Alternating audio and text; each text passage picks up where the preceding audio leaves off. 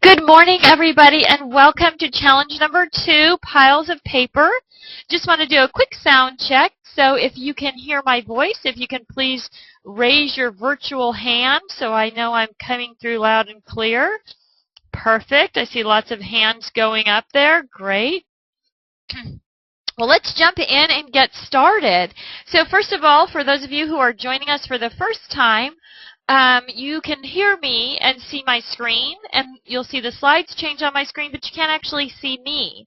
You also have a little question box where, as you think of questions as I'm going through the lesson, you can go ahead and type those questions in. I won't actually answer them till the very end of the session, though, so and I may answer them as we go along. So with that, let's go ahead and get started with challenge number 2, piles of paper. So first of all, let's start off with our winner this week, Melissa Eislein, who posted on Facebook. I have some smallish items packaged up as a pay-it-forward gifts to a few online friends. Put a couple more items on eBay. Things too heavy to mail away for free. What doesn't sell, I'll take with me to Scrapbook Retreat in March. Anything left in my purge box after that goes to the thrift store. Just knowing I have a plan for my purge is such a freeing feeling. So congratulations, Melissa. Melissa's won a $25 Scrap Rack gift certificate, and we'll get that emailed out to you. But this is just a post from our Facebook page. If you haven't joined the Get Organized Challenge group on Facebook and you're a Facebooker, I encourage you to do that. It's a great way to share information, and also qualifies you to get in the Progress Prize drawing. If you're not a Facebooker, you can just email me your progress. Let me know how you're doing, and I'll enter you into the drawing from there. So let's go ahead and get started. I'll let you read this Facebook post. I certainly don't need to read it to you. What was important to me was what I highlighted in red, and just the commitment really goes a long way in getting things done. And so just resolving things, posting them on your wall, as I said in the first one, really keeps you motivated and focused. But and I know there's lots of you out there who are waiting for your scrap racks and scrap rack products to arrive. And I just want to tell you, we got our container yesterday. We unloaded late into the night last night and started packing. And so we are frantically packing and shipping today. So in the next 2 or 3 days, everything should get off the dock. So just a quick update for that. So let's talk about our goals for this webinar. At the end of this session, you should have a solid understanding of how to categorize your paper stash, the mental process, how to actually do the physical task of sorting paper, what to do with things like kits and stacks and scraps, and understand the importance of why you need to designate an organized-only space. So with those goals in mind, let's go ahead and jump right in with what is that organized-only space. So an organized-only space is an area that you totally clear out, and then you commit to yourself that that is where my organized items are going to go. So while everything else is allowed to pile up in corners and stacks and stuff around your room as you're getting organized, that area is just for the things that you've already organized. So you can see in the picture here, this is actually my desk. And I have that bookshelf that's cleared off and totally ready just to receive my organized-only things. Really helpful if you can set this up just to the left or just to the right of your workstation, depending if you're left-handed or right-handed or what's more comfortable for you. If you don't have a workspace, if you're a dining room table scrapper and you're organizing into a closet or something, just clean out that space in the closet. So wherever you're going to put your things, you want to have that nice clean space ready to receive the things that you're going to organize this week. You'll get instant benefit out of it. That's one of the greatest things. It's one of the reasons we start with paper, is because just sorting your paper and putting it away, the next time you sit down to craft, you're going to be able to make use of that organized stuff and really see the benefit of going through the process of organizing. So one of the biggest challenges for sorting is the mental process of how to organize those things. Where do they belong? So I know most of you read the 4-section system article over the last week. It was part of your homework or your challenge for last week. If you haven't had a chance to do that, it's going to be really important that you do it before you start this challenge. And again, when I send out the email, the follow-up email after this session, I will include a link back to that 4-section system. So if you haven't read it, you'll be able to get there quickly. So when we talk about sorting paper, there's actually only 3 sections. Themes, calendar year, and the rainbow. So themes in the calendar year are generally pretty easy for most of us to get our brains around. The rainbow presents a bigger challenge. What do we do with all those papers? What about papers with multiple colors or double-sided papers? So we're going to address the rainbow segment kind of independently. When we talk about themes in the calendar year, one of the questions that regularly comes up is, why do I need to have the calendar year? Why can't I put Christmas under C and winter under W and New Year's Eve under N in the themes section? And then I don't need a calendar. But remember, our goal is to keep things together that you would use together. So if you put Christmas under C and winter under W, then you're not going to see both of those categories, and they have things that might work across the board, whether you're doing winter pictures or Christmas pictures. Things like snow and snowmen and that kind of thing are going to work on both of those pages or on both of those types of cards. And so this keeps everything under winter, so you don't have to go back and look under C or remember that you have things under W. So I hope that makes sense for everybody. So what do? Prints, patterns, and multicolored paper. So a general rule of thumb for organizing your colored paper is to start with the solid colored first and follow with prints and patterns. So you're going to sort your prints into groups within the color, or I do. Again, this is one of those things whether you're kind of a micromanager or a macro manager. But I tend to put my solid colors first. Actually, my scraps go first. We'll talk about that.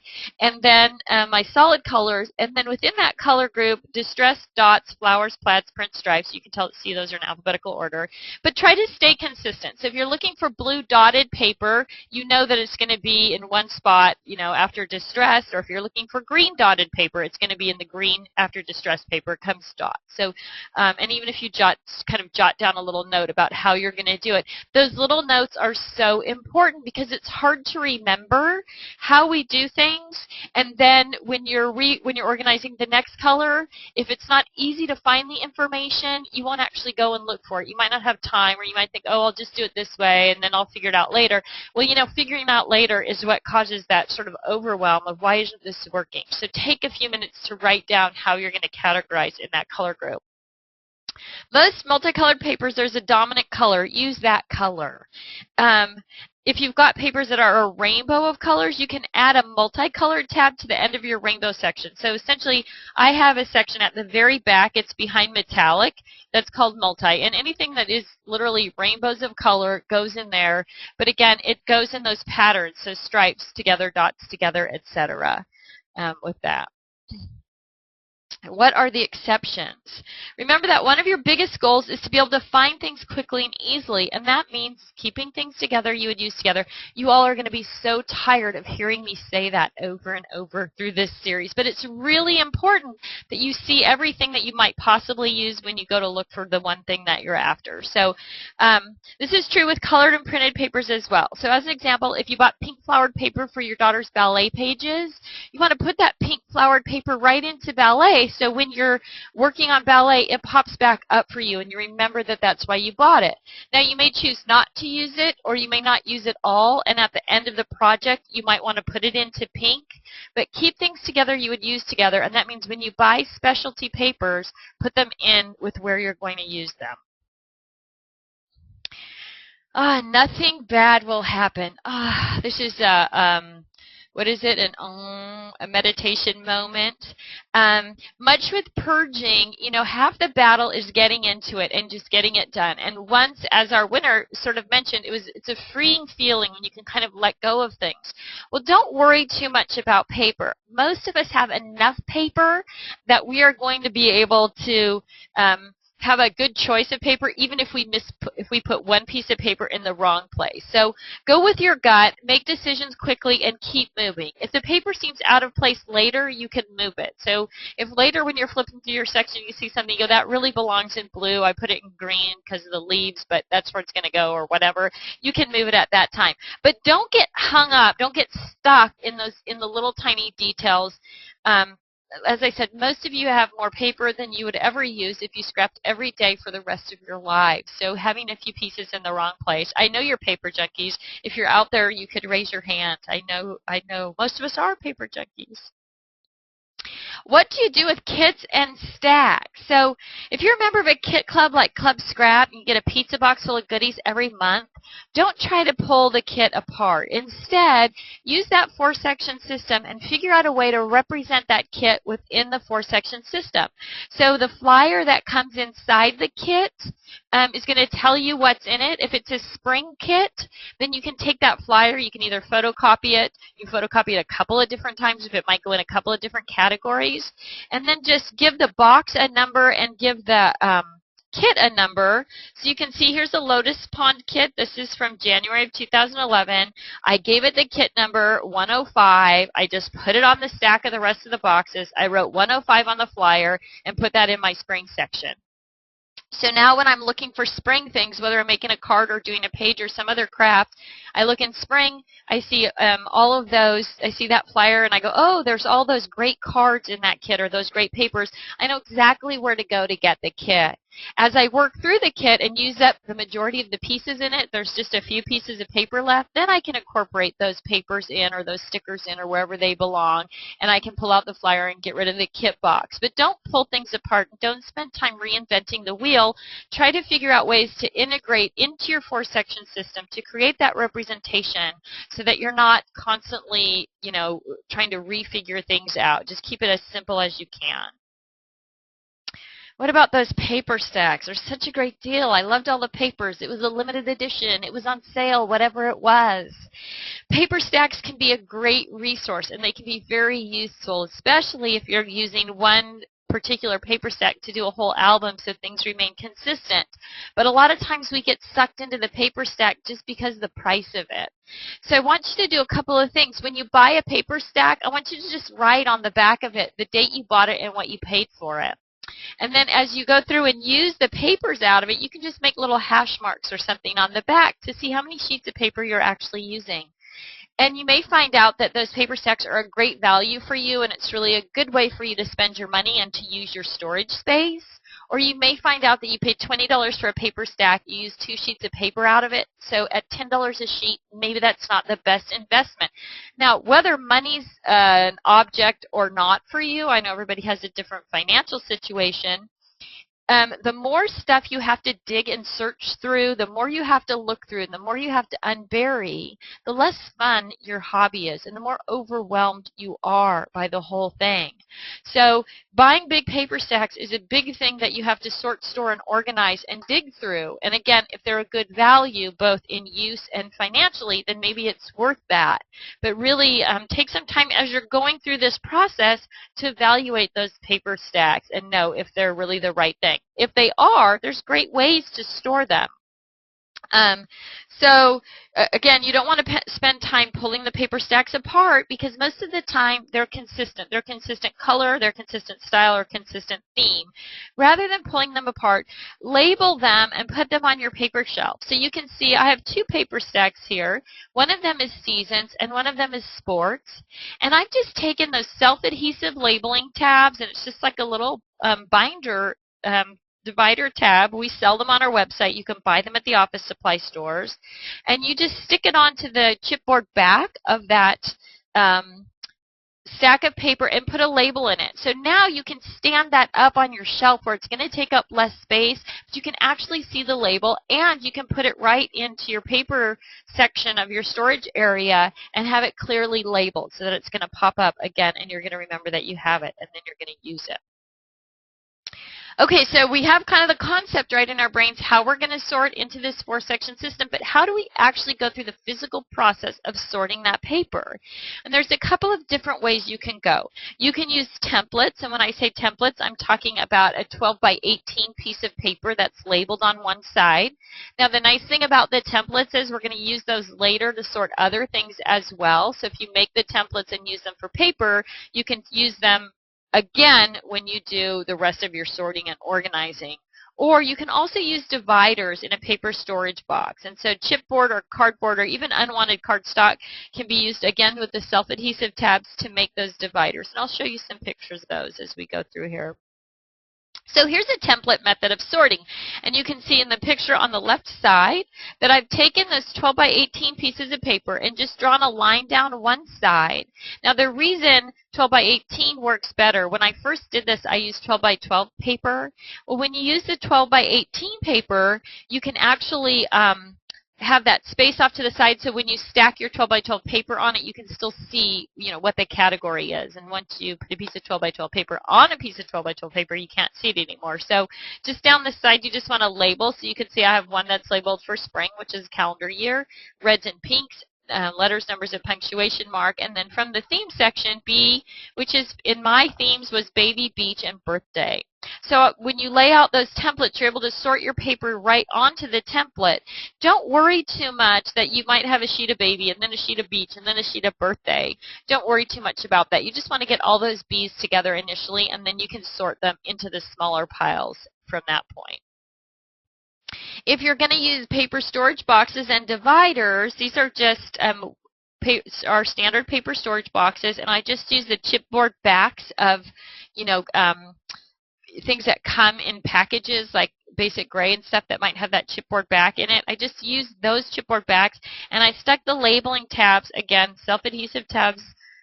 We have them. They have them at the office supply store. And I just stuck them on the chipboard, and then I just labeled each tab. So I have themes A to Z. So my smaller themes, A, B, C, D, E, F, G, H. Now, sports is a big category for me, so I gave it its own tab. Same with travel. Then you can see in the box in the back, I have spring, summer, fall, and winter in that. So as I sort my paper, I'm going to drop them right in between those tabs.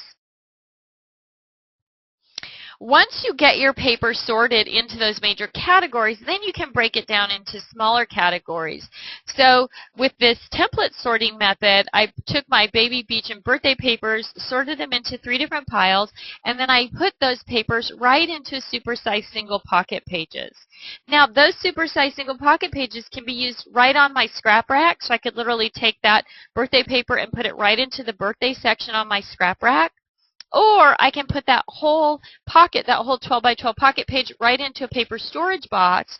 And if I'm going to work on birthday, I can pull all the birthday paper out at once. Now, if you're going to use that method of putting the paper, supersized single pockets with the paper right into your paper storage box, you can just put them behind the B tab, or you can also use labeling tabs right on those packets so they pop out and you can see what they are. So you can just stick one of those self-adhesive tabs right onto your supersized single. So you can see a couple of different options here. So this gal on the left side has all of her paper actually in 2 scrap racks, those are actually, she actually has double base units, so the top and middle are all paper, and then the bottom she has all her embellishments in. On the bottom double scrap rack. Or you can use the paper storage boxes. Now these paper storage boxes in this illustration are actually turned on their side. So if you have a shelf or something that has bookends, you can turn the paper storage boxes on the side and then put your paper in. That allows you to pull your paper straight in and out of the box instead of having to slide the box off the shelf and pull it up and out of the box. But you can see how the tabs stick out from the side, so it's easy to see what you've got. You can see that we have that 180 sheets of seasonal paper right in the calendar year section, and the little seasonal tab is sticking off. So now when I'm looking for papers, I'm going to see that book, and I'm going to be able to just thumb through the corner of it with my thumb and see all the different papers that are in there if it's something that I want to use. But I don't have to go somewhere else. I don't have to go into another closet and look at stacks, or into another, shelf and look at stacks. I've got those stacks integrated right in with the rest of my paper. What's close to you and what's at hand in that organized only space is going to be what you actually use. So really important that you figure out a way to integrate all those things in together. There's a couple more illustrations. If you're a paper junkie, you can see in the right-hand picture there just kind of the rainbow section, and that's all in paper storage boxes as well. On the second shelf down, she's got her theme paper, and you can see the difference now. Her theme paper is standing up, so she has to pull that box off the shelf and lift the papers out, versus putting the paper storage boxes on their back where you can slide the paper straight in and out. And then, of course, in the bottom picture, that's just a scrap rack from the back. So, but you can see she's got 5 spinders of just paper in that scrap rack as well. Okay, so what do you do with all those scraps? Scraps can be overwhelming. If you have a scrap box or bin or drawer, it ends up filling up with scraps and becoming kind of a point of frustration where you have to dig through to find the things you need.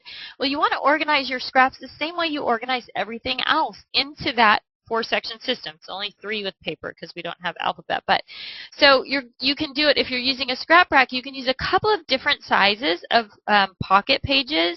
So you can see I've got in the picture above the perfect 6-page on the left and the double extra long page on the right. Now I choose a minimum scrap size. I don't keep anything that's not at least 2 by 3, right? My sister doesn't keep anything that's not at least 12 inches long. She doesn't care how wide it is. That's her criteria. So set a minimum scrap size for yourself. Again, write it down and post it. And it's going to be different for everybody. If you're a card maker, you might keep little tiny 1-by-1 scraps and use them. If you create a lot of scraps and you like to keep things sort of minimum, you might say it's got to be at least 6 by 6 for me. Whatever your minimum scrap size is, write it down and post it. When you finish a project, you've got all those scraps around. Anything that doesn't meet your minimum goes into either your purge box, your recycle bin, your donation box, whatever you've got, garbage, however you handle that. And then everything that does meet that minimum criteria is going to go into your storage system, into the right section of storage. So the nice thing about this is you clearly have an idea of how many scraps you have. So if I finished a project with blue and I went to my blue section to put those scraps away, I would confidently, I'm flipping through my scrap rack that's sitting next to me as I'm saying this, I would confidently go, you know what, I have plenty of blue scraps. I don't need any more blue scraps. I can comfortably donate those or throw them away or whatever. Or I could say, you know what, I've got 2 pages of blue scraps. I have some empty pockets. I'm going to go ahead and fill those in. So once you have that minimum scrap size, you also, once you're putting them away in the right place, you know how many you have, so you can get rid of the things that you know you don't need, right? Again, the more stuff you have to dig through when you're scrapbooking, the more you have to search for, it causes loss of time, it causes frustration, you don't get as much done, so you don't feel as good about how you spent your time. So all of those things are really important, that you feel like you can kind of get rid of some stuff. You want to give up the dig and search and just be able to flip and find those categories that you want to work with. So if you're not using a scrap rack system, you can do the same idea with your scraps just using file folders. Now these pictures look like I'm using legal size file folders, but I'm really not. It's just kind of the angle of the camera. They're just 8.5 by 11 file folders, and same thing, big scraps towards the back, small scraps in the front. So I just put that file folder of scraps right in with the reds and pinks. And then if I'm scrapbooking, I can pull the file folder out and I can see the small scraps in the front, the bigger scraps in the back, and really get good use for it. When the file folder is full or half full or whatever your criteria is, you know that you don't need to save any more pink or red scraps, so you can comfortably throw those away. But it makes it really simple to use them. The other thing about this is, whether they're in your scrap rack or in the file folders, if you're going to a crop, it's easy to take those scraps with you in that paper storage box. You can just pick up a paper storage box, add a couple file folders of color, maybe your scrap folders if that's what you want to take, and take it with you to the crop or class where you're actually going to get the use out of those there as well. So one of the nice things about this whole 4-section system concept is if you do like to go to crops and classes, which we'll talk more about in another challenge, it makes it easy to take just what you need when you go, and so you can go with the confidence that you have everything you need. This is a great idea from Diana Dawson. I don't know if she's on board today or not. She's a previous graduate. You'll see her name pop up on the Get Organized Challenge group. But she suggested, as you're purging scraps, you're going to need scraps later when we talk about organizing your Cricut and your Sizzix and your punches and your stamps.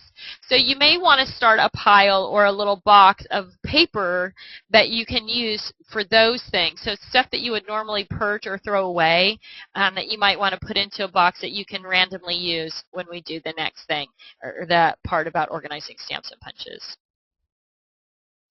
Okay, so how to store? There's 3 ways to store your paper. The first is to use paper storage boxes with file folders for scraps. The second is to use a scrap rack with pocket pages for scraps. And the third is to do a little of both. So minor themes might have all of their paper stored in the scrap rack. So you saw like the birthday and the beach right? If I only have one pocket page full of papers or two, they're probably going to go right into my scrap rack.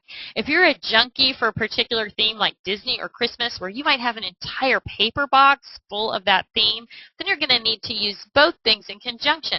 The important thing is, though, that when you're, let's say you're a Disney junkie and you have a whole box of Disney paper, right? Now, one of our paper storage boxes holds 500 sheets of paper. That's a lot.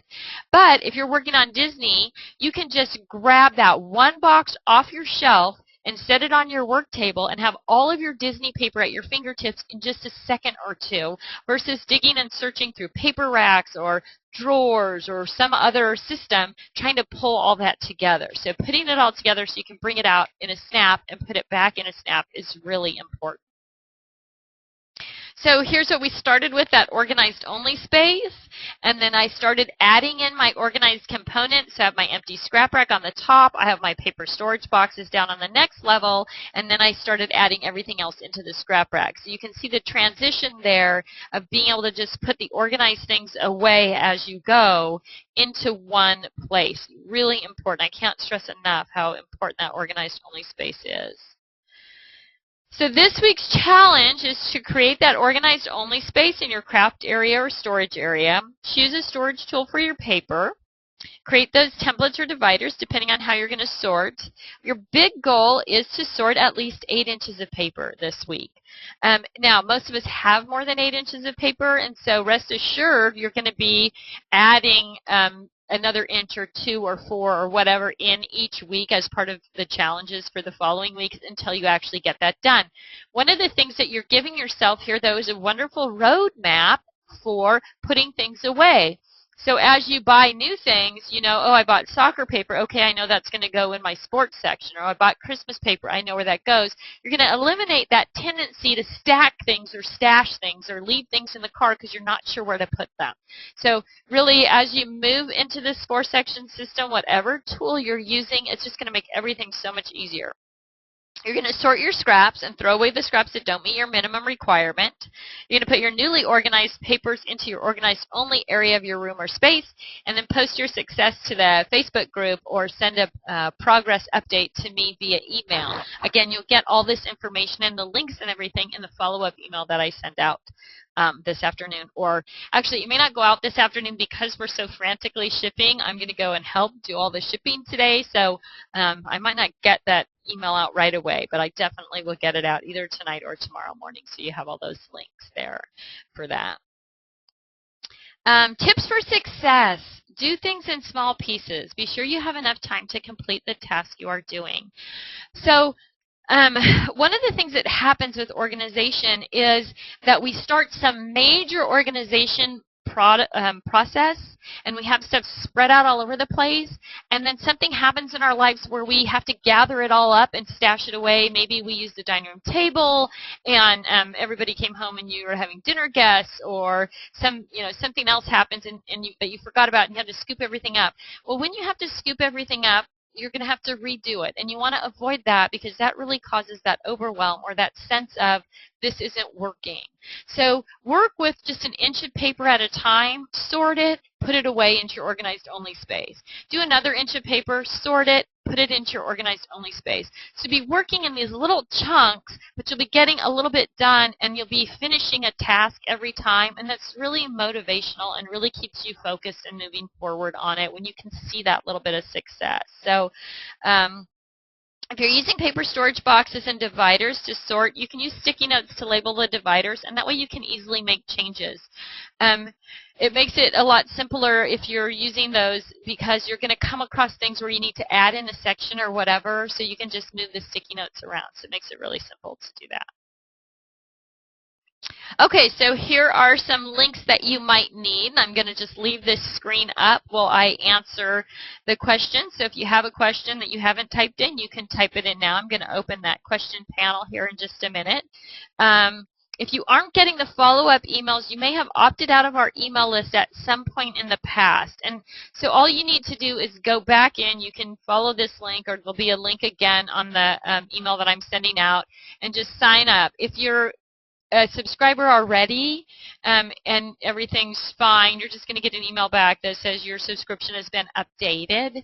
And you don't need to do anything else. You might get an email back that says you've opted out. Are you sure you want to resubscribe? And that's just our way of a double opt-in, so you can make sure we're not spamming you. So you'll just need to click back in and say, yes, I really want this, and then you'll be back on the list and you'll get everything. All right, so let's open that question pane and see what questions we've got today. And I apologize, I know you guys get this funky little black box on your screen, or some of you do, and that's because the GoToWebinar software isn't updated to match the Microsoft software for PowerPoint, so I apologize for that. I know it's a little bit distracting. So Joyce says her purging is all done. Way to go, Joyce. Jackie Hardy says, I've been out of town and unable to attend previous sessions of the series. Is there a way I can still watch them? Absolutely, there is. When you go to that link, the top link for the recorded version of the webinar, just scroll down the page. And so the webinar's from last week. It's a two-part video because it was so long last week. So the lesson is the first video and the question and answer pane is the second video. But every week we will post to that page. So if you just bookmark that page, once you get there, you'll be able to get to it easily. It's also the top button on the left side of the website.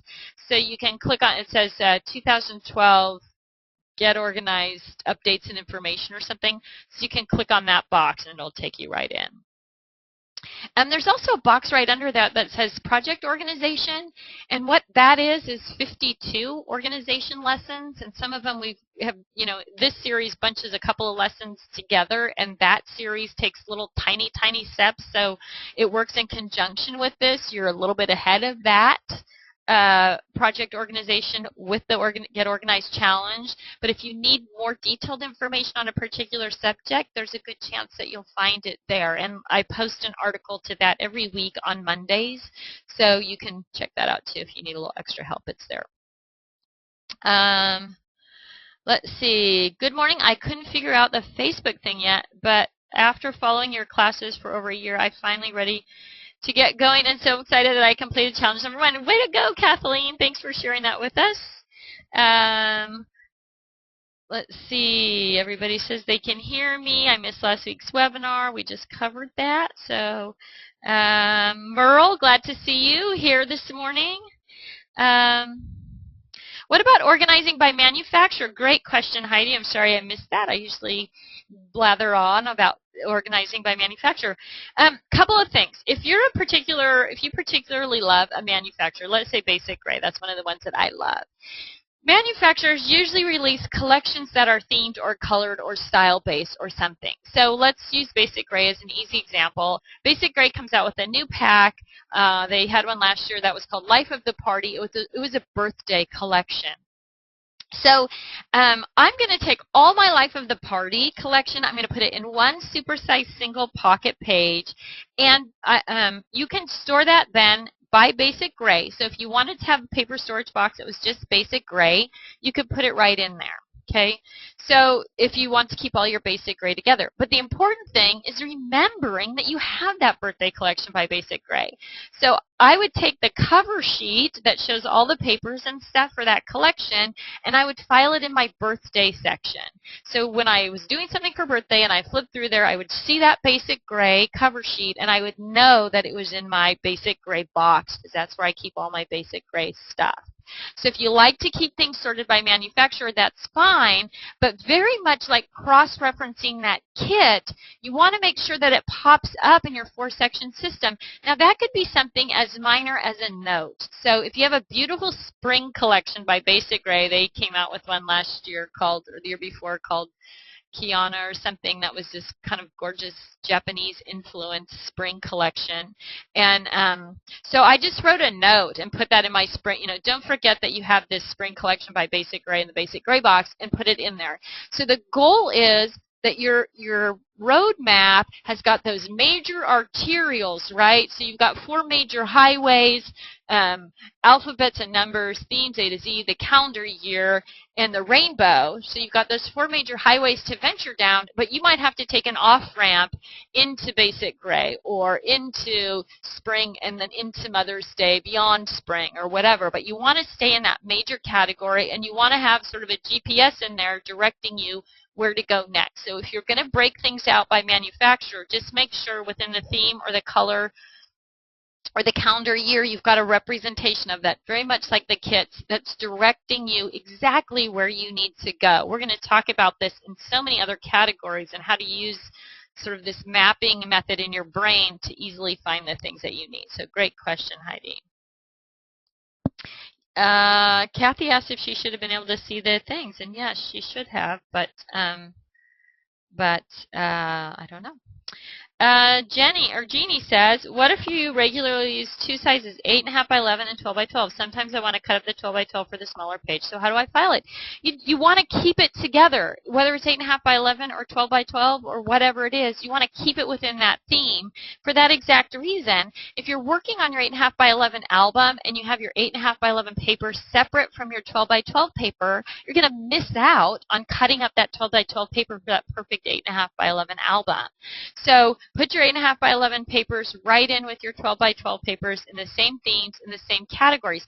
Now, if you're using a scrap rack system, you can use 8.5 by 11 page protectors from the office supply store to hold that 8.5 by 11 paper instead of using the supersized single, the 12 by 12 pocket to hold the 12 by 12 paper, but you can put it all on a binder and put it right in the section where it belongs. Same thing in your paper storage boxes, but just get all that stuff together because you may be able to use 8.5 by 11 papers in the 12 by 12 and definitely 12 by 12 in the 8.5 by 11. So you want to keep things together you would use together.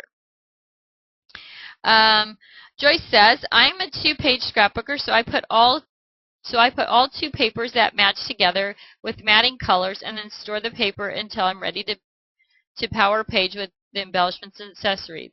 Hopes that helps someone. Paper, let's see. Joyce says, paper from paper stacks I don't like or won't use go right in the purge box. I tear out only the ones I don't like. So there's a good idea too. Again, as you're going through and sorting and organizing, that purge box is now part of your crafting life, and it's always going to be present. So that's a great idea. If you're flipping through a stack of paper stack, or and you see papers that you're definitely not going to use, you can pull them out and put them right into your purge box. That's less stuff that you're going to have to dig and search through or flip through later, which is really our goal. We really want our supplies to reflect what we're going to use and what we love.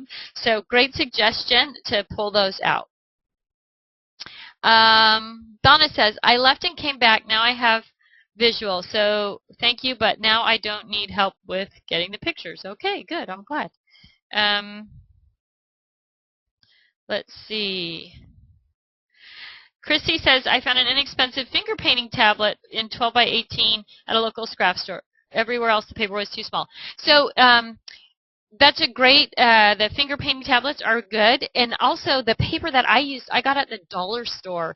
Same thing, it was a children's drawing tablet, and it was in the art section of the dollar store. So construction paper comes in 12 by 18, but it's a little bit expensive. So if you have access to somewhere you can buy kids' art supplies, the 12 by 18 tablets are inexpensive, cheap paper there, so it's easy to use.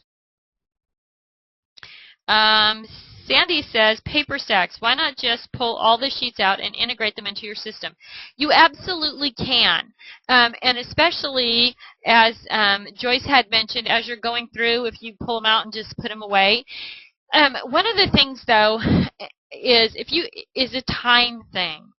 So if you've got that, you know, like a seasonal one that you know is going to go right into the calendar year section, you can put it in there and it's going to pop up for you. If you have time to pull those stacks apart, then you can put the spring papers in spring and the winter papers in winter. That's great. So it just kind of depends on how much time you have to actually do that. I would recommend that if time is something that you don't have a lot of, it's better to store the whole stack together initially, and then once you get everything else organized, when you have a little extra time to pull it apart and re-break it down, you just it just kind of depends. And as Joyce suggested, I think that's a great suggestion. As you're going through and using them, that's a great time to pull out the ones you don't like or to refile the ones that you think belong somewhere else. Glenda says it's a good time to remind everyone to hang on to some scraps. Oh, I think I did that. Okay, good. Perfect. Thanks for the great photos. I'm a visual learner, and these really help. You're so welcome, Patricia. What is a good minimum size for scraps? And it just totally depends on the kind of scrapbooker you are and how much you actually scrap. So a good minimum size for scraps for me is 2 by 3. But like I said, my sister won't keep anything that's not at least 12 inches long. She doesn't care how wide it is. If you craft a lot and you have a lot of scraps, I would go with a bigger scrap size, like 6 by 6 or something similar.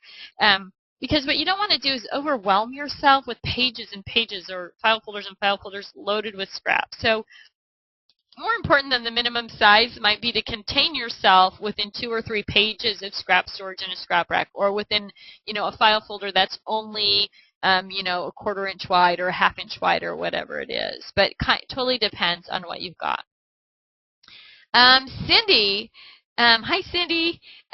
Wondering if the workbook changed at all, since I noticed the slides are slightly changed. Should I reprint it? No, the workbook hasn't changed. The basic information and outline is the same. So if you're working off an old workbook, then it hasn't changed at all. I'm glad that you brought that up. And so in the future, if I add or change things in terms of the challenge or whatever, then I'll go ahead and highlight that so you know it's something you need to write into your workbook, and I'll make changes in the workbook as well when I do that. Thank you for reminding me. I hadn't even thought about that. Marla says, what do I do with Stampin' Up! Paper? I have a huge number of colors of cardstock along with DSP that may coordinate with several colors. I'm not sure what DSP is, but here's the thing. If you get yourself sort of stuck in separating your things by manufacturer, then you're not going to see things that coordinate. So it's a little bit different if you're talking about a theme-specific thing, like we talked about the birthday with basic gray. But if you've got cardstock that is pink, that matches pink Stampin' Up! Floral paper, your pink florals are going to be in your pink also, and your pink cardstock is going to be there. So when you go through looking for pink, you're going to see the florals and the cardstock. If you separate those Stampin' Up! Papers out away from all the rest of your papers, you're going to miss out on using that cardstock or that pink floral with another brand of paper that might also work with it. And you're going to have to go and look in another place for another thing, which means that you have to remember you have more stuff in another place. So the more you can keep that to a minimum, the better off you're going to be. Now, this is a comfort level thing, and it's something we've been trained to do, especially in scrapbooking, or uniquely in scrapbooking, is that we have to separate things out, right? We've got to keep these manufacturers together and these types of products together. And I want you to sort of open up your mind and think, I need to combine and conquer. I need to see everything that I've got in the most easy fashion possible. So what I would recommend is, if you can't totally abandon that process of I have to keep my Stampin' Up! Stuff together, then you might have your reds and pinks section in general, and then at the end of reds and pinks, you might say, okay, this is my Stampin' Up! Reds and pinks. So at least that they're all in one place. So when you're looking for red or pink paper and you flip through it, you see the other brands and then the Stampin' Up! Stuff together, but it's all in one place so that you can use both product lines or multiple product lines all together. So I hope that makes sense. Is the Facebook group really called the 2011? It is called the 2011. Oh, yeah, and this is wrong. This slide is wrong because it says 2000. Oh, no, that's the page. But, yes, it is called the 2011 Challenge Group. Once your group gets to a certain size, and that group is over 1,600 people, Facebook won't allow you to change the name of it. So I apologize. I didn't know that. I didn't even think about it when we did our very first challenge. I actually didn't know it was going to grow and be so popular, or I probably would have done a few things differently, but it will always be called the 2011 Get Organized Challenge, because Facebook, at this point at least, won't let me change it. So you're in the right place if you got the 2011 Challenge group. Linda says, luckily I gave away a whole bunch of stuff to all kinds of charities before Christmas, but I still have tons, so this is great. Well, we're glad to have you, Linda May. I'm glad you could join us today. How can I organize the 8x8 and 4x6 pads of paper? Use the same system, Mary. Just put them, if you're using paper storage boxes, just go from smallest to largest. Now, if you've got all your paper stored in a paper storage box, in a scrap rack, those thick 4x6 pads and 8x8 pads are harder to put in there. But just put them on the shelf. Follow the same sections though. So it's ideal that you could have your 4x4s, your 6x6s, and your 8x8s all lined up from smallest to largest up to 12x12. It sounds like if you have those, you might be a bit of a paper junkie and be using paper storage boxes anyway. But don't be afraid to integrate all that stuff in there. We get our brain stuck in this mental thing of I have 8x8 paper, so I can only use that for 8x8 albums. But you don't want to do that. You want to use all of your products as best as you can, as often as you can. This happens not just with paper, but it happens with embellishments and stuff too, where you get something and mentally you've kind of taken in this thought process that I'm going to use this for that, and then you never think about it for something else that it might have been perfect for. Well, I know a lot of scrapbookers. I've been doing this a long time, and most of us have enough stuff that if we can use stuff all over the place and have enough stuff to still do the other stuff we wanted to do with the stuff. So don't be afraid to combine and conquer and use things that you bought for thinking they were only going to be useful in one situation and using them in other situations. So whether it's doing different kinds of artwork or different kinds of albums or sizes of albums or cards or whatever, once you get everything together into those 4 sections, you're going to be using all of your art supplies for all the different products and projects that you do. So it's really going to work out great. Just go ahead and forge forward. And I know every magazine you look at, they containerize everything. Put your buttons over here, put your small papers over here, put your stacks of paper over here, put your beads over here. Then your mind has no map to follow. There's no guideline, right? So you have to constantly dig and search and move from place to place, looking and remembering. And that slows you down. It causes frustration. It causes you to be overwhelmed. But more than anything, you forget. You just forget what you've got. Well, once you've got everything in that 4-section system, if you're working on Christmas, you're just going to one place, and there's all of your Christmas things. When you need something red, you go to your red section, and there's all of your red things. So you're getting so much better use out of all of your things. And mentally, it's so much easier. It's easier to find things when you need them. It's easier to put things away as you come across them or as you buy new things. So. Joan says, great ideas. I need this seminar so much. I'm making progress. Yay, Joan. I'm glad to hear it. Jill says, just a comment on scrap storage. I always keep my scraps in 12x12 clear plastic drawers divided by color, and it works great, but it took up about 40 inches of shelf space. I've changed to the file folder method, and all my scraps only require about 4 inches of shelf space, and the real surprise is that I can actually find the pieces that I need just as quickly. Thanks for this suggestion. So really, yeah, just streamlining, and Jill brings up a good point, and I talked a little bit about it with the stacks, but once you can get that paper vertical, you're going to get more stuff in less space with more accessibility and more visibility. Really our key, visibility, accessibility, portability, expandability, all those things are going to make it better. So using that file folder storage or using the pockets in your scrap rack as storage, you're going to put a lot more in. It's going to be more visible and more accessible. Thanks, Jill, for sharing that with us. Jackie says, I did a preemptive strike and got 2 of the child's art pads at the Dollar Tree last night. Looking forward to finally getting the sorting done. Good job, Jackie. So yeah, Dollar Tree still has it. That's where I got mine. Karen says, my craft area is in the basement. Any paper I leave open gets damp. Any suggestions? Boy, I'm not sure if the supersized single storage pockets would work well. They do have the flap that goes over the top of them. So I guess it just depends on the dampness of your basement. But the other thing would be that wherever you have your paper stored, if you go to the hardware store and get some of that product, it's called Dry Z Air, and it pulls all the moisture out of the air. So if you kind of positioned a couple containers of that around your scrapbooking supplies, it would probably really help in general. I don't know, maybe you're already using that, but let me know. Let me know if you try that with the supersized single pocket pages or the Dry Z Air. That's good information for me to have. I'm sure I'll get that kind of question at some other point as well. How do you store double-sided paper?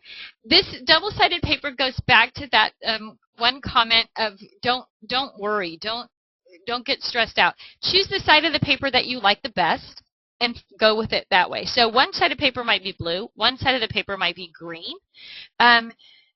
Choose the color that you like the best and put it in with that color. Now, you can always put a note, with it that says, or note somewhere. So if it's double-sided paper that doesn't fit, but you like both sides. Let's go back to that birthday paper with basic gray. One side of the birthday paper was like colored wood grain, and the other side was a pattern. So you could put a little note in the color section that says, hey, don't miss out on the green, double-sided wood grain that's in the basic gray kit. So just give yourself some mental place to go back and forth. But ladies, really, really, really want to stress to you, you have enough paper. If you, I guess I don't know that about everybody, but I do know that as Merle and I travel all over the country and meet people, it is almost without exception that we meet people who say, I'm a paper junkie. I have more paper than I could ever use in a lifetime. So don't let yourself get bogged down in the decision-making process. Go through it. Go through quick, fast, and furious, whatever you want to do. You have enough paper that even if you make some mistakes, everything's going to be fine. So, all right. Beatrice says, I plan to purchase my scrap rack tonight. My reward for completing challenge 1. Good job! I wanted to purchase the Resolution Power Pack, but don't need the paper storage boxes. Anyway, the boxes can be substituted for something else. Absolutely. So just choose what you want that's about that same price point. Put a note in the notes box in the checkout screen that says, can I please substitute these things for the paper storage boxes? And we'll absolutely swap them out for you. If there's a price difference, the paper storage boxes are $18. If you want, 2 packages of pages, those are $24. We'll just add that extra $6 before we finalize your charges. You'll get an email from us confirming that we understand what you want before we finalize any kind of order, so feel free to go ahead and put that in there. Heidi says, and the embellishments that go in the same collection. So I think that's a referral back to the question about paper that comes in a collection, but absolutely. And I think even if you looked at that slide where I had the birthday paper, that came with some stickers and some chipboard embellishments, and I just put them right in there with the birthday paper and put that in the birthday section. So yeah, keep those things together that you would use together. Christina says, I always run into problems with having to pick things up and almost starting over. Thanks for the tip on doing it in small pieces. That will help me immensely. Christina, you are not alone. That is the most common error people make, not just with projects in organization, but with projects in life, is that we jump into these huge projects and try to kind of work all the different angles and get everything done, and then something happens where we have to sort of rein it all in, and our brains just kind of shut down and go, hey, that didn't work. So you can apply, I know I said this in the other one, but as we go through this challenge and you start sort of changing the way you think about things, you'll be able to apply all these sort of concepts all over your life. I mean, I've gotten just millions of emails, not millions, okay, that's an exaggeration, but I've gotten dozens of emails from people saying, I used your ideas for organizing my home, or I used your ideas for a project I was doing at work. So once you start the process, we're never taught anywhere how to think about organization. We're taught to containerize things, to put things in boxes and shove them in a closet or a corner or onto a shelf, but we're not really taught how to think about where those things might be. So anyway, Linda says, hi, Tiffany. Finished my big benefits board, working on my themes index, and trying to figure out the Facebook page so I can post pictures. What about specialty papers like metallic, mulberry textured? Should we break them apart and sort by color and put in the rainbow section? Yes. I have, as I mentioned earlier, a metallic section, so it's gold, bronze, copper, silver, and so those are all like kind of broken down behind metallic, so that's kind of a whole different color group in your rainbow. But this with the mulberry papers and the textured papers, yeah, put them right in with the color group that they go in, and that way you're far more likely to use them. If you take your mulberry papers and you put them all in a separate box or bin or tote or whatever, again, when you flip to blue looking for something blue, you might not remember that blue mulberry paper, that you have it stored away somewhere else, and so it's not going to get used when it would have been the perfect thing. So the more stuff you can put together, the more use you're going to get out of it. Jan says, I picked up a quick tip from a DT. If you have 6x6 paper pads, I keep them all in a box, and when I cut scraps from the paper pad, I put them back in the paper pad and use a binder clip to keep it there. Same like the Echo Park paper collections. I keep those scraps together in the collection together at least till I use most of it. So that's kind of exactly what I was saying. As you use things like Jan says, like with this Echo Park paper, or if you're working on a Christmas project and you have Christmas scraps left, those are going to go right back into your Christmas section, so that when you're working on another Christmas project or a card or whatever, you're going to see all those Christmas scraps and actually use them. So not just for colors, but for themes and collections or whatever. Keep that that minimum scrap size. Keep the minimums that you're going to use. Throw the rest away, but keep the things together that you would use together. What about florals? Leonie says, what about florals or stripes? How do you know what theme to put them in, as they are all different colors? Again, just choose the color that you like best, or the color that speaks to you, and put them in that color category. You have so much paper and so many options. You just want it to pop up where you would most commonly use it. So don't get overwhelmed in that process. Glenda says, by the way, thank you for now including the Q&A sessions in the recordings you're posting of the classes. I've always found there's a lot of very helpful information in those Q&A sessions in the past, and I always missed that they weren't part of the recordings. Thank you for changing that, and please continue to keep that as part of the class. I absolutely will, Glenda. Tried the Secure Campaigner website that you listed and can only get it to say the page cannot be found. Any ideas? I would really like the follow-up emails. Just go to the homepage of our website, Kamara. So that was a question from Kamara. I'm sorry. I know sometimes I answer questions without reading them. They're nonsensical to y'all. So if you just go to the scraprack.com, you get that green screen. Click into the green screen, and then you see the picture of me with the interview with Christine from Create TV, and then you just scroll down. There's a great big box that says join our email list. So just click on that, and that will take you to the same thing. I may have maybe left out a link or something on this one. Kathy asks, not a question, just a comment. You mentioned scraps being contained in a folder. Just wanted to suggest a pocket folder instead so the scraps don't fall out of the side. So there's a great recommendation also to use the pocket folder. Cheryl says, I've been working on 12 by 12 paper for the last 2 webinars, just getting control of it. Then I have 8.5 by 11 and 6 by 6. I put in a plastic filing bin with lid by Rainbow. With a lid by Rainbow. Fits under the scrap table perfectly. Very nice, Cheryl. Good to see that you're still plugging along on that.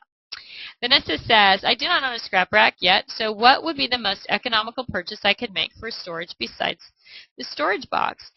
You can actually use anything, Vanessa. I don't know what you have currently, but the important thing is getting things into that 4-section system. So there are tools that work better than others, but if you've already got a 12 by 12, filing system, like maybe from Cropper Hopper, or if you're already using Rubbermaid totes and big Ziploc bags, that will work as well, or even just chipboard dividers in a big tote. The goal is to get everything into that 4-section system.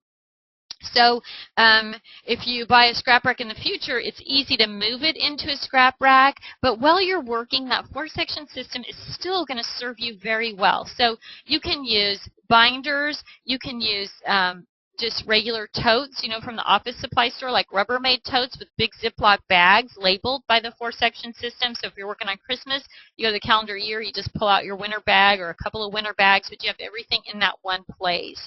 So think about what you've already got at home and what you might be able to sort of modify, but your goal is to get everything into those 4-section systems. Merle says to remind everybody that our paper storage boxes are a little bit bigger than 12 by 12, so even if you buy paper like Basic Gray or the other brands that have the tab across the top or along the bottom, they're still going to fit into our paper storage boxes. You don't have to cut things down. Robin says, if storing in paper storage boxes, will smaller bunches of paper curl or bend? If you just put a few sheets into paper storage box, they're going to naturally have that little bit of a bend, but when you take them out of the box and lay it on the table, it's going to go completely flat again. So there's a couple of things you can do if that bend kind of bugs you. You can use the chipboard dividers in there. You can also just put your paper by category into the supersize single and then put that in there, and that will hold it up a little bit straighter. But honestly, I've been using a combination of paper storage boxes and the scrap rack for almost a decade now, and any paper that's in there, you saw some on one of the shelf pictures, it's not like it curls over. Now, we did have the one gal who mentioned about the moisture in the air, and that is hard on the paper. So that's a totally different sort of issue for paper curling than just putting in the box. But in the box, it's not going to be curled when you pull it out. The other nice thing about the boxes is because you can pull the paper straight in and out of them, unlike it being in a paper rack or the little trays or whatever, you don't beat up the edges and corners in a paper storage box. Whether you're using ours or somebody else's, Copper Hopper makes paper storage boxes as well. Paper storage boxes just are so much easier on your paper than racks where like four sides of it are, you know, you're banging against the four sides, or you're having to dig it out, like dig through the stack and pull things out, so you're constantly moving other papers around. Paper storage boxes really allow you that opportunity to just thumb through and see what's in the box. It makes it a lot easier. Pam says, just another thought, you could take a picture of the front of the paper stacks and put it in the section that is in the scrap rack. Yeah, absolutely. So she says, I just bought a Christmas stack, and Christmas sometimes show the different papers on the front of the stack. Absolutely. Great suggestion, Pam. So just like we kind of talked about with the basic gray, how it comes with that cover sheet that shows all the different papers and you would put it in your birthday section, if you have a stack that has, you know, Christmas paper, let's say 4 seasons, but you see on the front cover of all the different papers, you could make a photocopy of the front, you know, 4 times and put one in each winter, spring, summer, fall section of your 4-section system so that you would remember that it was there.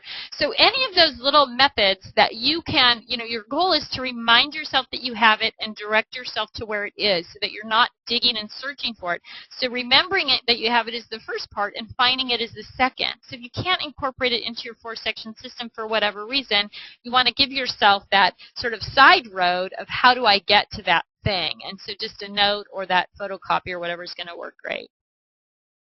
Amber Lee says, the Get Started package, is that price only for January? No, the Get Started package is always $139.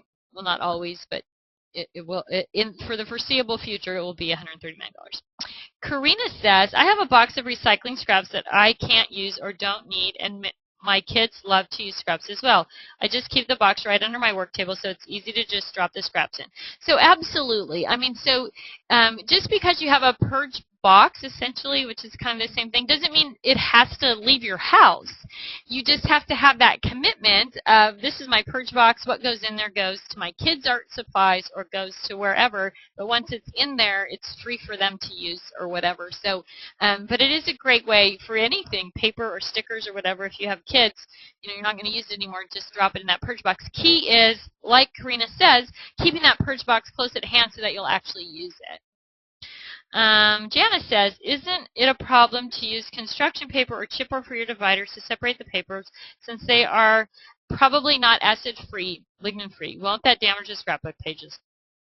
So unless you scrapbook with archivist gloves on your hands, anything you touch is no longer acid-free, lignin-free, or archival quality because of the transfer of the oils and the dirt from your hands. So you've jeopardized whatever. That means a picture, a piece of paper, whatever you've got.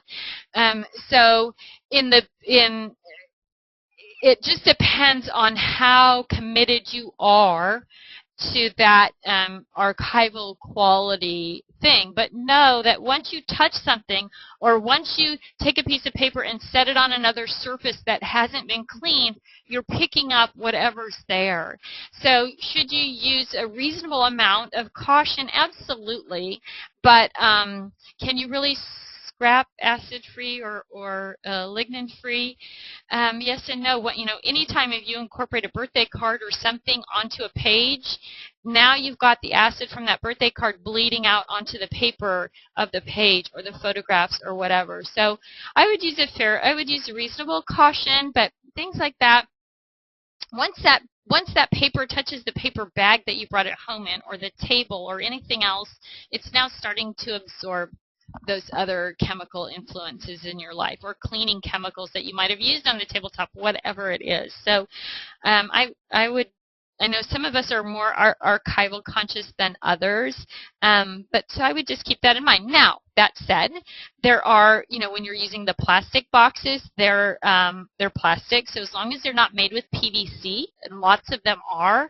If you buy the fabric color covered boxes from Michaels, those are probably not acid-free or lignin-free. They're not archival quality. Once your paper is exposed to the air for an extended period of time, it absorbs all kinds of things too. So they're out there. Acid-free, lignin-free things are out there. You can also use the clear plastic pages. Like our pages are PVC-free, so they're acid-free. So you could use, you could put your paper into the pages and then put it into any kind of container at all. But sort of keep that in mind. Any plastic container that contains PVC is leaching acid into whatever's in that box to some degree. So. Okay, Althea says, I have several stacks that are multicolored with no theme. How do you organize them? I would put the little tab on them that says, if they're colored, just put them in your rainbow section kind of towards the back. The thing is, if you can thumb through it, so if you look at the pictures of my scrapbook room at the office, you can see that I have those paper storage boxes under my scrap rack.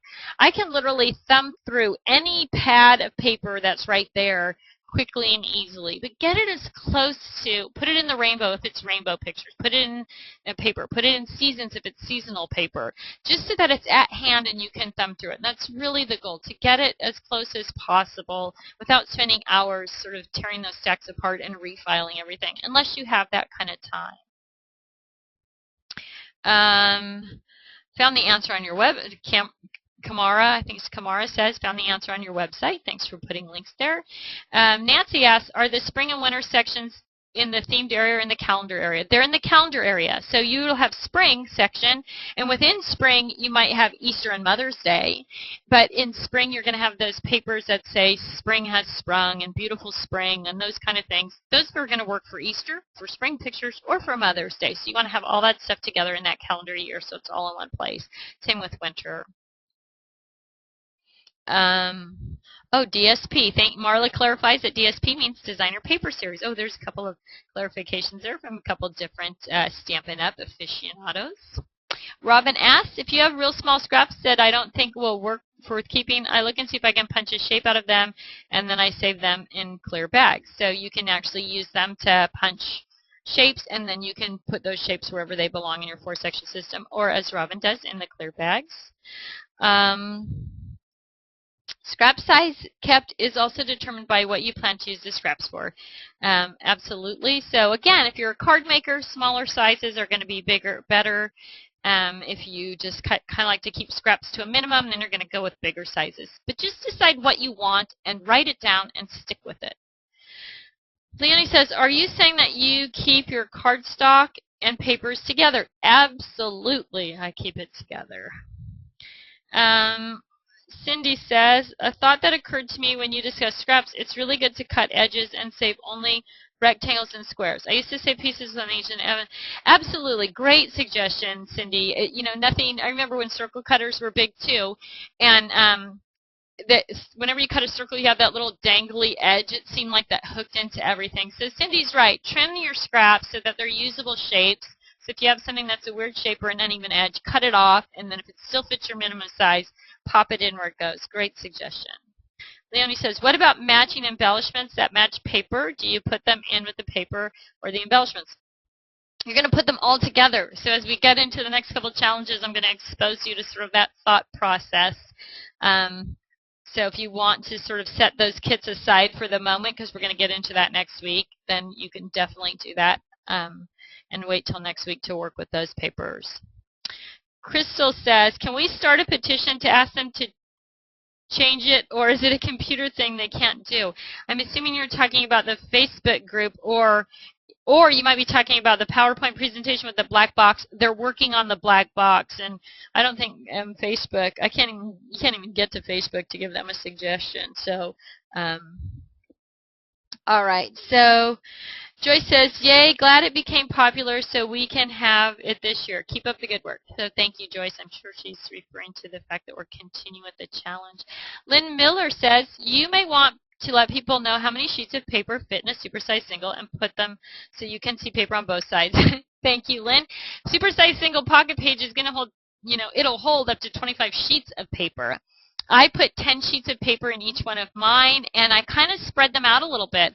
So I put 5 sheets of paper kind of spread out because it's a supersized single pocket is 12.5 by 12.5. So I spread them out so I see a little bit of an edge of each of the 5 sheets of paper, and then I do the same thing with 5 more sheets, and I put them in on the other side. So when I flip the paper, when I flip the pocket, I can see a total of 10 sheets of paper, or a sliver of those 10 sheets of paper. But you can put up to 25 sheets of paper in a supersized single pocket page. Bev says, "I belong to the Facebook group called the Scrap Rack Organizers Club, which has 350 members. Is this the wrong group for this challenge?" It's not the wrong group. It's also a right group, but it's a different group. So the challenge group, you're going to want to join also. The challenge group is really big on exchanging these ideas about getting organized, and tons of great ideas come out of there. And if you have individual situations that you have questions about or whatever, it's a great group for getting people's opinions. Thanks to all who shared their ideas and responded to my questions on Facebook. That was from Tina. Sorry, I tried to say that I'm answering questions. Robbins asked, "How do I decide what system is better for me, i.e. scrap rack versus paper boxes? Is there too much to have in a scrap rack?" There's not too much to have in a scrap rack. I showed that picture earlier of the lady who, she has 6 base units and 4 of them are just filled with paper. So it just kind of depends on personal preference and finances. So paper storage boxes, if you're a huge paper junkie and you have tons of paper, are a lot less expensive than 6 scrap racks, which we would love to sell you 6 scrap racks. But if you're a paper junkie, it might be better to use paper storage boxes for the majority of your paper. If you have themes that just have a couple of sheets of paper, if you have 6 sheets of camping paper, put that in your camping section. But if you have 600 sheets of Christmas paper, it's obviously going to be more efficient to put that in a paper storage box. So I think a combination is probably best for most people. The other thing about the paper storage boxes, if you're going to a crop or class, you can take an empty paper storage box and pull from the other sections of paper storage boxes into that empty box and drop that in your tote. So especially if you're using the tote that we recommend from Office Depot, because this is a big square open container, you can take a whole paper storage box and set it right in there. You can take that paper storage box out when you're at the crop and set it right on your table. So as Jill mentioned earlier about putting scraps in file folders to condense the space down, when you get to a crop, when you pull that box out and set it on your table, it's only taking up 3 inches wide by 12 inches or 13 inches long on the table, as opposed to having to set a 12 by 12 piece of paper on the table and taking up an entire square foot of space. So I'm going to say that probably the best recommendation is to use a little bit of both. Annie says, "Do you recommend to archive paper and card that have the same theme together?" Yes, absolutely. So I would put everything that keep things together that you use together or that go together.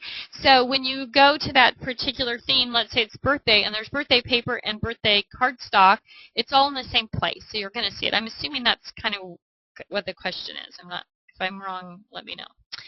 Shelley says, "I put my Stampin' Up! Paper in my scrap rack just in the rainbow or the theme it belongs. I just use my label maker and put a label on the scrap rack page flap that it's in.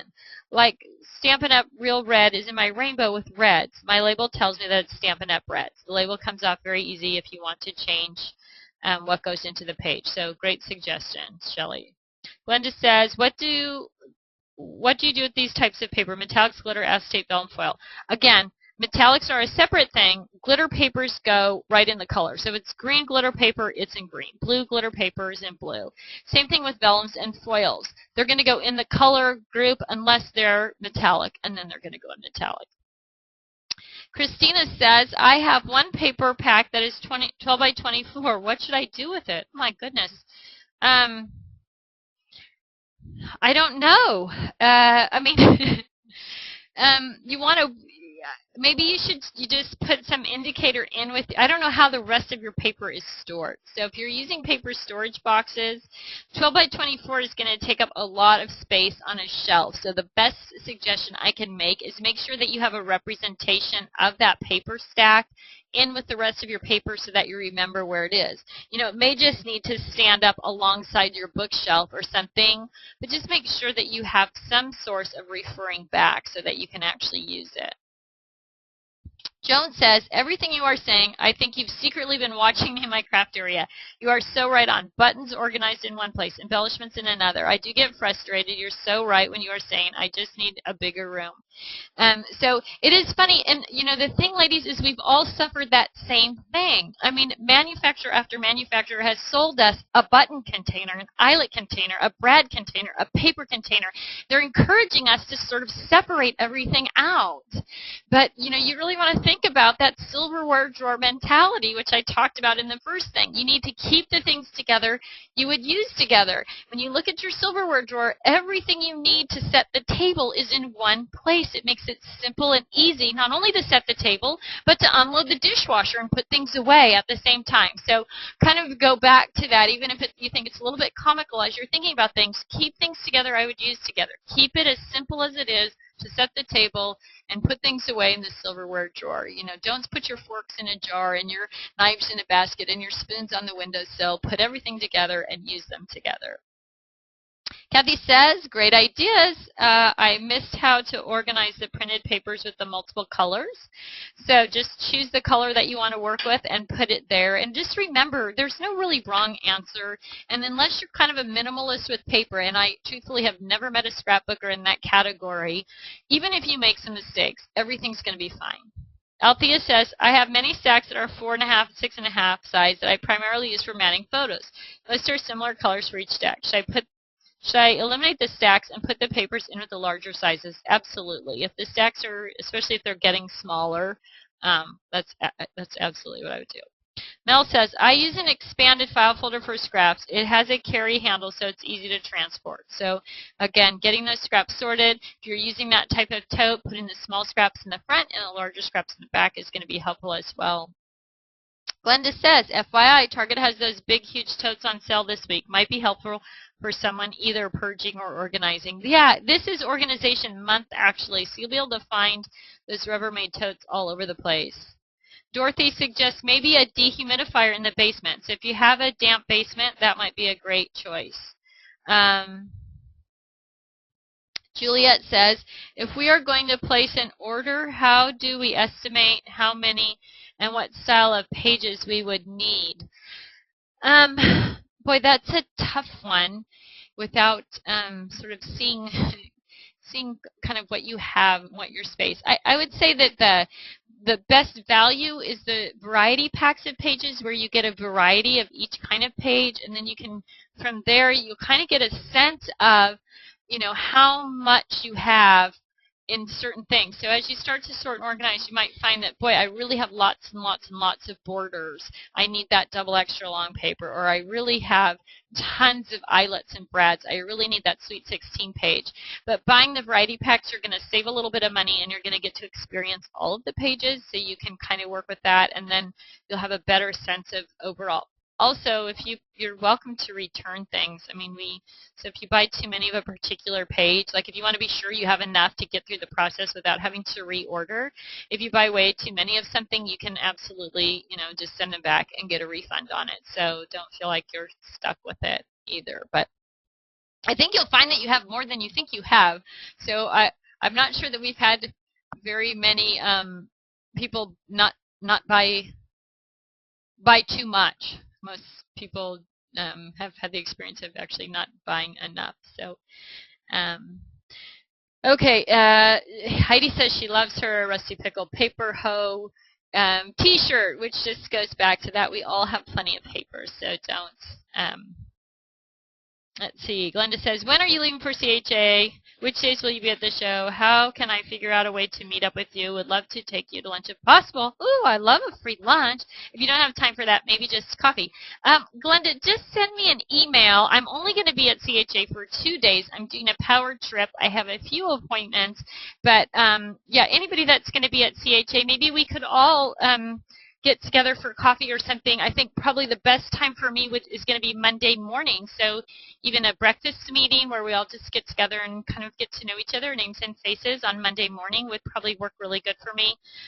So if you're interested in doing that, post to Facebook or email me, and we'll try to pick a place and get together. So anybody that's down there that wants to meet that'd be fun. So if you're going to CHA.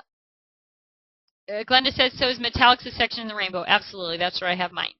Peg says, hi Tiffany, I have a 14 by 4 inch long shelf. Would it work to categorize embellishments directly under the paper on another shelf, or best to keep like birthday stickers and embellishments with birthday paper? It's better to keep it all together. Combine and conquer. When you go to work on birthday, if you go to your birthday section and you have your papers and your stickers and your embellishments and everything right there, you're going to get a lot better use out of it. So I would try my best to get it all together.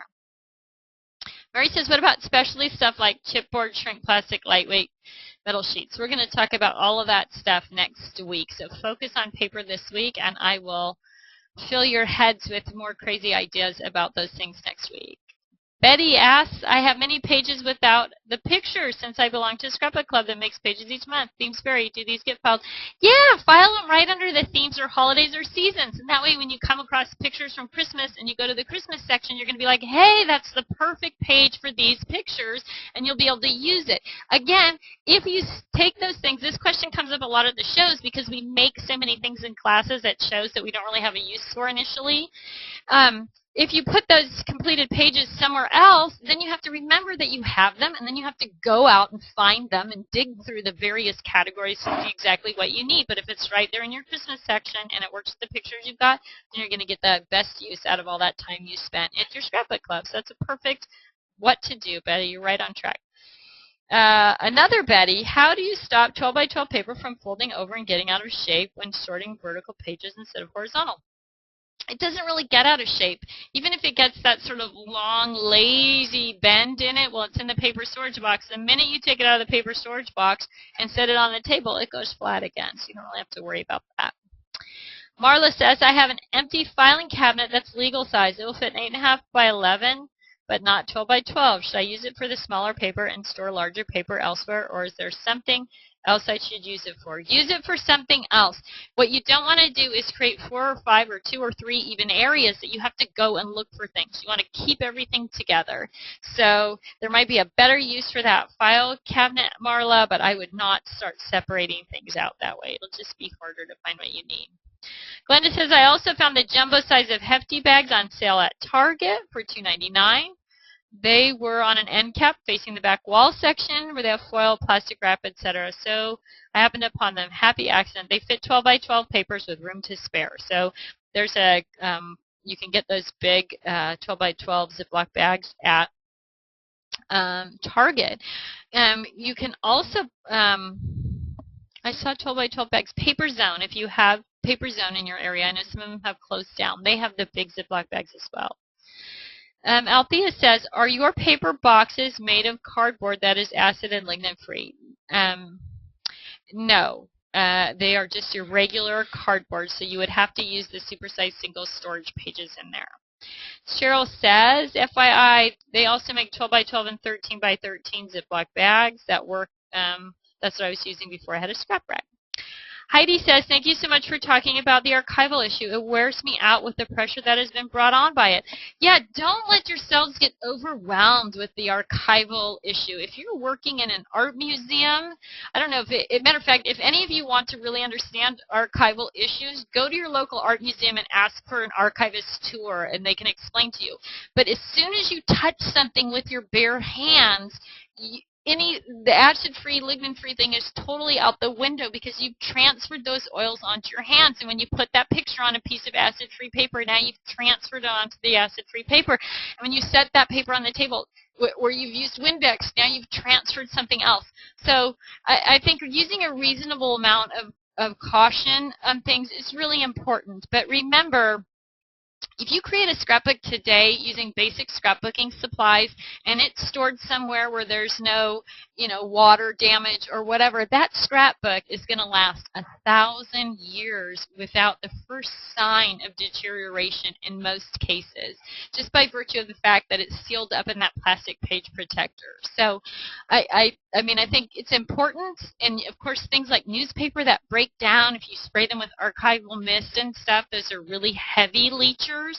But remember, any greeting card that you put in there, or a newspaper article, or a ticket from a show, or a movie ticket, or a airline ticket, or a brochure from a trip, you've just destroyed any acid-free, lignin-free concept of archival stuff just by incorporating that on your page. So unless you're spraying everything with archival mist, it's not that big a deal.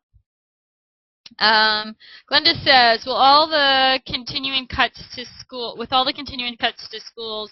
I would imagine that teachers, especially those who are teaching early, would love to have your purge paper. So that's a great suggestion from Glenda.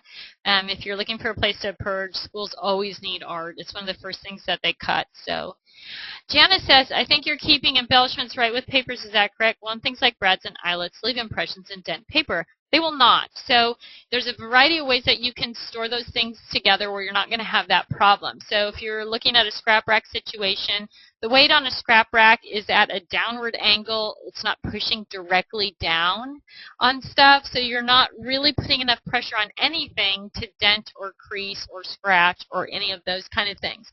Even if you're using Ziploc bags, if you've got everything in a Ziploc bag, unless you're packing it down and pushing pressure down, which in most cases you're standing the bags up, you're not going to have any of those issues. Let's see. Can you repeat the Facebook group's name? It's the 2011 Get Organized Challenge group on Facebook. Sorry, I forgot to say I was reading a question.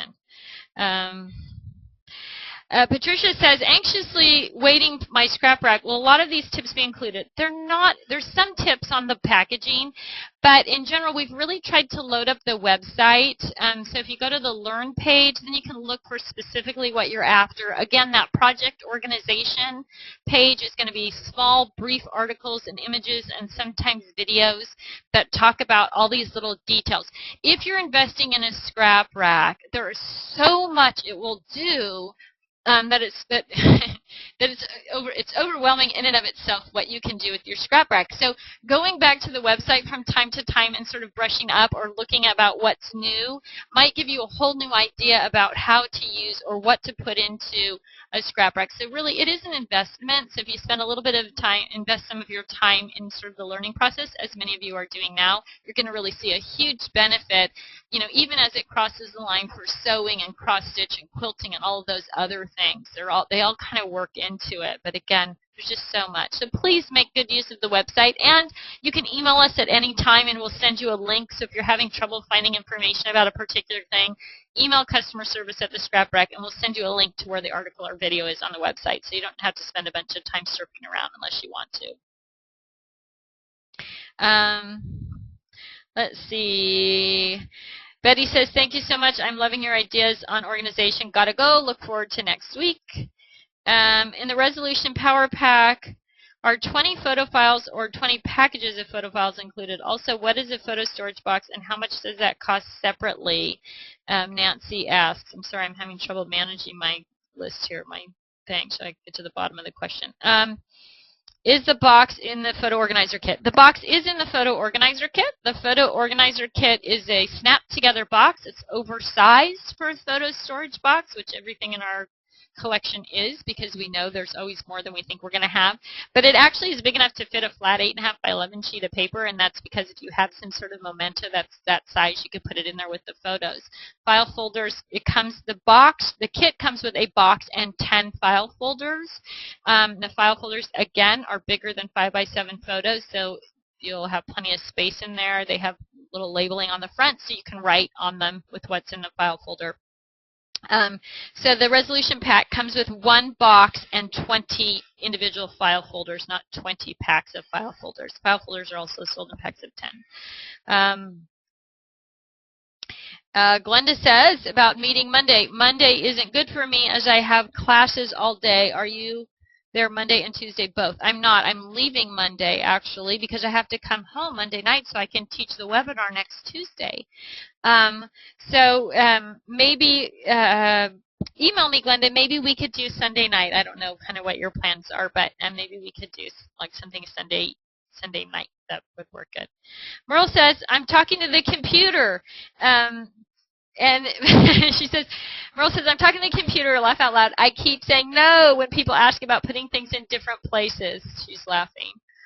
Glenda, is your Sweet 16 page double-sided, meaning is there a separate storage area on each side of the page? No. The only double-sided page we have is the embellishment storage page, which has 12 pockets on both sides. Glenda, again, does a DVD come with the scrap rack? A customer of mine asked me this. It does not. It is included in, I think, one of the packages, but you can just buy it separately, or you can watch everything on the internet, at your leisure. Robin asks, you talked about brads with possible damage to paper and mentioned the downward angle of the scrap rack. However, I plan to store mine in a tote taken apart. Will this cause issues with metal pieces like brads? No, it won't. When you store your scrap rack in a tote, if I'm reading that correctly, you're going to stand your pages up anyway. So you're not going to lay them flat in the tote. You're going to stand them up in the tote. And the dividers are going to act like a book cover, essentially, and protect all the edges and corners and keep everything standing up nice and straight. So if you go to the website and watch the video on the Crop Crate tote, I think I talk about that a little bit there. I also think there's some pictures there that show like how to stand it up. But you want to stand it up in the tote anyway for a couple of reasons. One, it protects your products better. But two, if you want to pull out just one section, you can pull out that section rather than having to dig down to the bottom of the tote and find a section if they were all laying flat. So just stand it up and that will solve that. Donna asks, can you give us the link for the workbook again? Yes, I will send out the workbook link with the email, and I will also post the workbook link on the Facebook page so you can get it in either place. Yes, I'm there on Glenda asks, are you there on Sunday? Okay, so last question of the day here. Oh, no, I got a couple more, sorry. Jackie says, thanks for the great info. Can't wait to get started or hear you next week. Patricia says, is this a toll-free call? Yes, it is. If you're on the webinar, I'm assuming that's what she means. We also have a toll-free number to the scrap rack, so that's the question, yes. Merle, one more comment from Merle. Remember, I use colored cardstock in my pages to make them double-sided. So what Merle does with her pages is she puts a piece of, so if she's using the Fabulous 4 page, right, which is 4 6x6 pockets, she puts a piece of 6x6 cardstock in, and then she puts things on either side. So she can see things. Like with me, I load up a bunch of stuff, so it's kind of, there's 4 or 5 things in there that are kind of bunched together, so I have to kind of have a little more, it's a little bit harder to see what they are. She puts that piece of paper between and puts things on either side, and so when she flips her page, she can see clearly what's in each pocket. So she's sort of created a double-sided page just by using scraps that she would normally throw away and cutting them to the pocket size and putting things on either side of the scrap. So I hope that helps. Donna says, this has been wonderful. Thank you. I have a big mess, but I've gotten started with the challenge. Hooray, Donna. Now I'm excited that I will actually be able to scrap again. And we're excited for you, and that's really one of the best things for me about teaching. And I know when I travel with Merle, it's one of the things that we really talk about all the time is, oh my gosh, it's so much fun to have people come up to the booth and say, I followed the system. It works so well. I'm really enjoying crafting again. And that's really kind of our goal. So hopefully once you're organized, you'll really find that joy in crafting the reason that you started. All right, so it looks like we're at the end of the question panel. Everybody have a wonderful week. Get a lot done.